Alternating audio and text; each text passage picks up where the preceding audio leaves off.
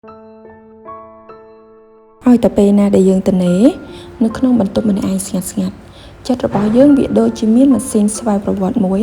អស់ទាញយើងទៅគិតរឿងអវិជ្ជមានភ្លាមពេលខ្លះវាដើររើសយករឿងកំហុសការពីអតីតកាលមកគិតឡើងវិញពេលខ្លះទៀតវាបង្កើតការបារម្ភចំពោះរឿងអនាគតដែលមិនទាន់បានមកដល់រហូតធ្វើឲ្យយើង stress ថប់បារម្ភនិងបាត់បង់ថាមពលដោយមិនដឹងខ្លួនការគិតច្រើនឬ overthinking វាមិនមែនជាជំងឺទេប៉ុន្តែវាជាទម្លាប់នៃខួរក្បាលដែលទំនេរពេកការពិតទៅខួរក្បាលរបស់យើងវាមិនអាចធ្វើការងារពីរក្នុងពេលតែមួយបានល្អឡើយដូច្នេះវិធីដែលងាយស្រួលនិងមានប្រសិទ្ធភាពបំផុតដើម្បីដេញគំនិតអវិជ្ជមានចេញគឺការធ្វើខ្លួនឲ្យរវល់រហូតគ្មានពេលឲ្យវាចូលមកជ្រៀតជ្រែកបានវិធីទី1ការក្រោកឈរធ្វើចលនាដើម្បីដេញគំនិតអវិជ្ជមានចេញគ្រប់ពេលដែលខួរក្បាលចាប់ផ្ដើមគិតរឿងមិនល្អគឺយើងត្រូវបដូរការគិតមកជាការធ្វើខ្លួនឲ្យសកម្មចិត្តនិងរាងកាយរបស់យើងវាភ្ជាប់គ្នាជានិច្ចបើយើងបណ្ដាលឲ្យខ្លួនឯងដេកដកដង្ហើមធំនៅលើគ្រែនោះគំនិតអវិជ្ជមានវានឹងរឹតតែរីកធំ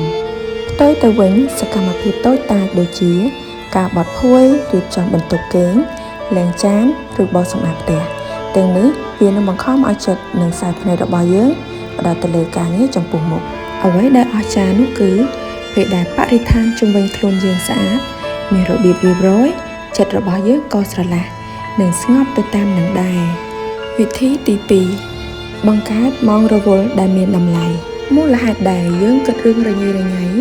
ព្រោះយើងទុក space ក្នុងខួរក្បាលឲ្យទំនេរច្រើនពេកសាកល្បងកំណត់កាលវិភាគឲ្យខ្លួនឯងយ៉ាងតិច1ទៅ2ម៉ោងក្នុងមួយថ្ងៃជាម៉ោងរវល់ដ៏មានតម្លៃយើងអាចយកពេលហ្នឹងមកអានសៀវភៅអភិវឌ្ឍខ្លួនស្ដាប់ podcast ល្អៗឬរៀនជំនាញថ្មីៗតាមអនឡាញដូចជាភាសាឬការកាត់តវីដេអូនេះជាដើមពេលដែលយើងផ្ដោតលើការស្រូបយកអ្វីដែលថ្មីខួរក្បាលរបស់យើងនឹងមមាញឹកខ្លាំងរហូតគ្មានពេលទៅគិតខ្វល់ខ្វាយពីសម្ដីអ្នកដទៃឬរឿងដែលមិនអាចកែប្រែបានឡើយលើសពីនេះវានឹងធ្វើឲ្យយើងមានមោទនភាពចំពោះខ្លួនឯងដែលបានរីកចម្រើនជាងកាលពីម្សិលមិញវិធីទី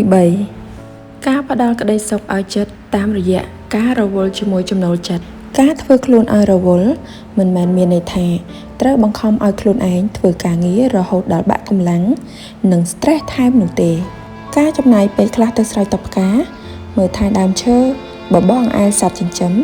ឬស្ដាប់តន្ត្រីដែលយើងចូលចិត្តសកម្មភាពតូចៗទាំងនេះប្រៀបដូចជាថ្នាំព្យាបាលនិងជួសជុលផ្លូវចិត្តរបស់យើងឡើងវិញអញ្ចឹងវាដាស់រំលឹកយើងថាពិភពលោកនេះនៅមានរឿងស្អាតៗនិងគួរឲ្យស្រឡាញ់ជាច្រើនទៀតដែលរងចាំយើងទៅរីករាយជាមួយវាជីវិតយើងម្នាក់ៗពិតជាខ្លីណាស់យើងមិនអាចហាមឃាត់មិនឲ្យគំនិតអវិជ្ជមានហោះកាត់ខួរក្បាលយើងបានទេប៉ុន្តែយើងមានសិទ្ធិជ្រើសរើសមិនបង្កើតសម្បុកឲ្យវាស្នាក់នៅក្នុងចិត្តរបស់យើងបានឡើយចាប់ពីថ្ងៃនេះទៅបើអារម្មណ៍មិនល្អចាប់ផ្ដើមរំខានសូមក្រោកឈរធ្វើសកម្មភាពអ្វីមួយភ្លាម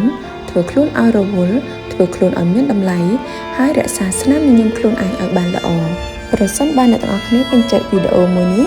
កុំភ្លេចចុច like share និង follow ដើម្បីផ្ដល់កម្លាំងចិត្តឲ្យខ្ញុំធ្វើវីដេអូបែបនេះបន្តទៀតដែរអរគុណសម្រាប់ការទស្សនាសួស្តីទាំងអស់គ្នាជួបគ្នានៅវីដេអូក្រោយ